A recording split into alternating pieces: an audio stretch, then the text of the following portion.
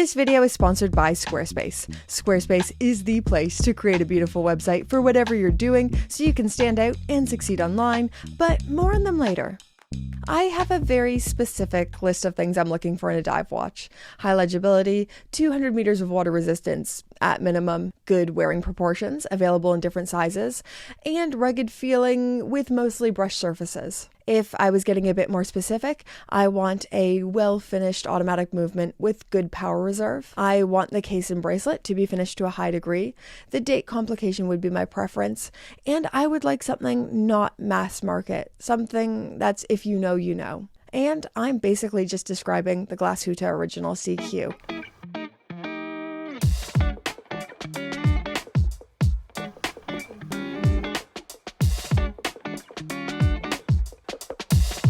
If you're new here, my name is Brittany, and on this channel we just talk all things watches.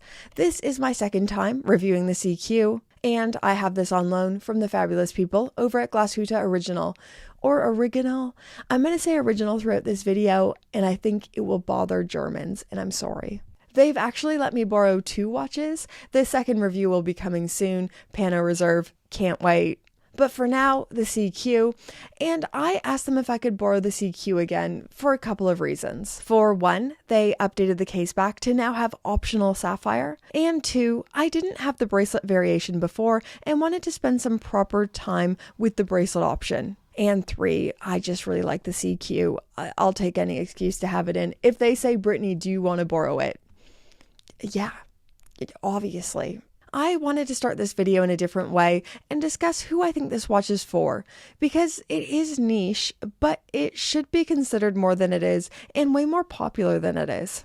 Like, the title of this video isn't clickbait. I think anyone who is considering buying the Rolex Submariner should try this on before handing over their credit card. This is also an iconic design, multiple size options with the 39.5mm and 43mm. The movement is finished to an excellent degree, and now the prices aren't that far off each other, with the Submariner date retailing for £9,100 and the SeaQ 39.5mm is £9,400. There are many reasons why someone would choose the Rolex Submariner over this. I'm not saying the sub is the wrong choice, but I think if you're in the market for a mid-tier, very good luxury dive watch, you should try this on before deciding. Let's talk about the specifications. So this is the 39.5mm variation, 12.1mm thickness, and 47.2mm lug to lug. One deviation from the Submariner is the SeaQ only has 200 meters of water resistance versus the sub's 300 meters. Is anyone going to those depths? No. And if they were, they certainly wouldn't be wearing one of these watches. But it is a build quality thing that matters a lot to some people. I'm not one of those people. 200 meters is more than enough for me. Way more than enough. On the wrist, this is genuinely delightful to wear. So here it is on my 5.5-inch wrist versus my husband's 7-inch wrist. Wearing it, it almost feels like the most premium Tudor Black Bay 58. The proportions were very similar, but it feels that next step up with the shine of the ceramic and the overall finishing. Pretty versatile. I think it looks good on my wrist and great on my husband's wrist as well. If you have a 7.5-inch wrist and up, I'd recommend looking into the SeaQ Panorama date, which is 43mm, but the 39.5mm, this one I have in, is better for the average size wrist. I do not say this lightly. I didn't want to take this off. It is really easy to wear, and I see why someone would buy this and wear it a lot. The blue is a really specific shade, quite dark and rich. It doesn't feel as boyish as the Black Bay 58. It is a darker blue, not quite navy, with a sunray finish. Before we talk about the movement, which is awesome, we need to talk about Squarespace, today's fabulous video sponsor, and they're also awesome. Squarespace has been one of the most important things keeping my business going in 2025. So I use them for my website.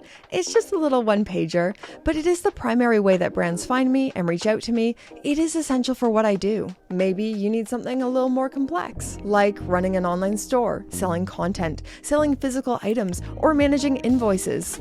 They've got you. So, step 1, making the website. You can use their Blueprint AI website builder to create a fully customizable website by just filling in a few prompts and basic information, and bam, let the AI do all the heavy lifting. Or you can do it the good old-fashioned way.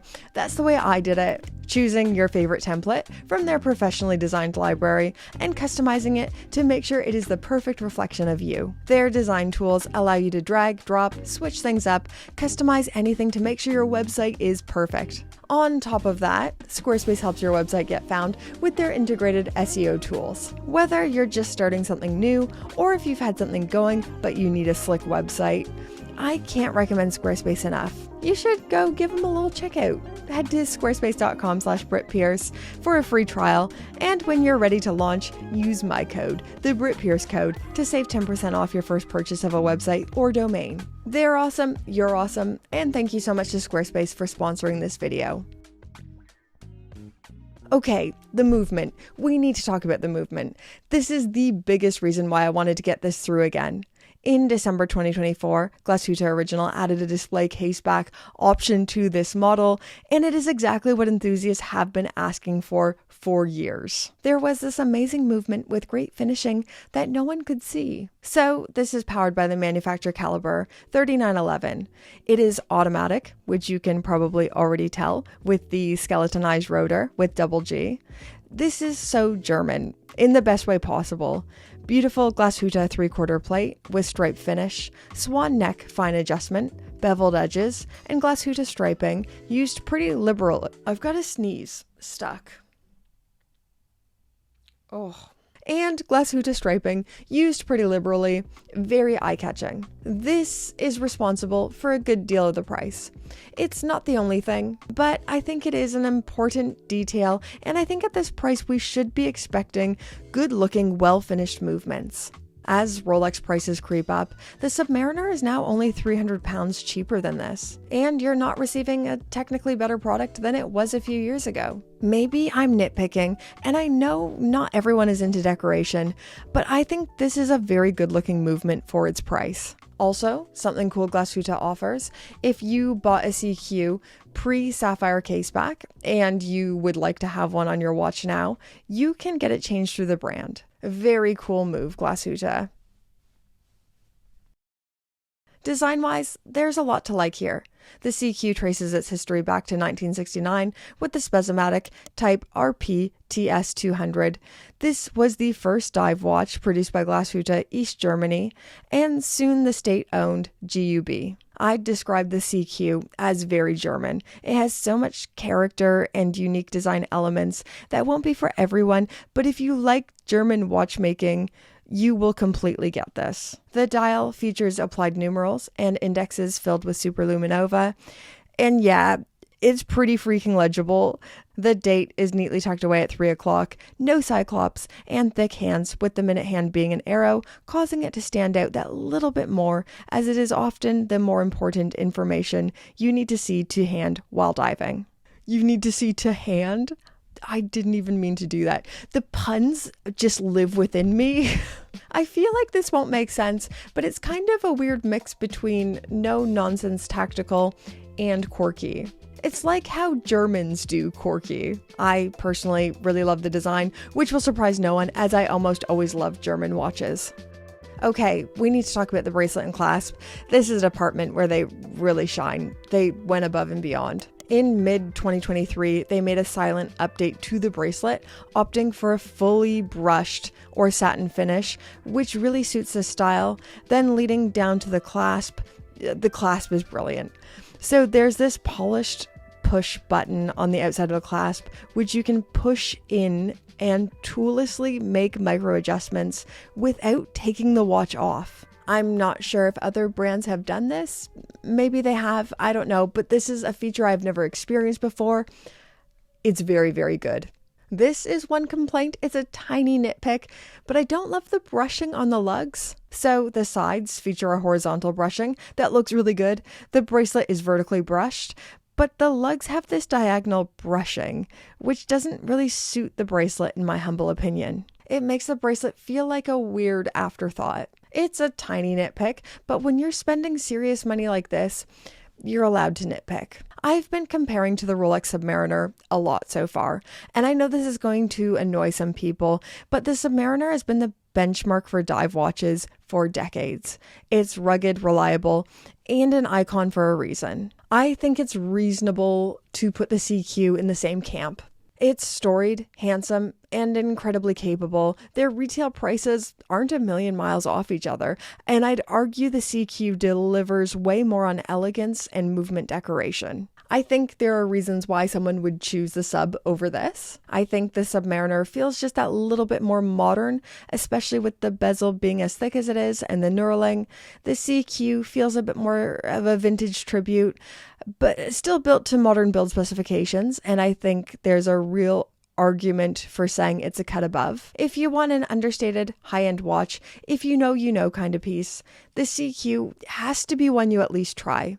Elegant and doesn't compromise on performance. I'm a really big fan.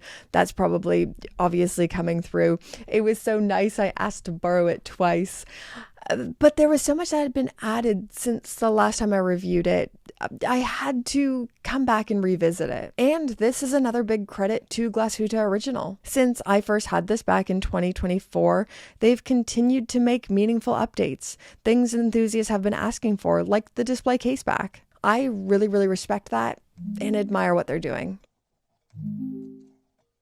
Okay, that was a lot of fluffing and gushing.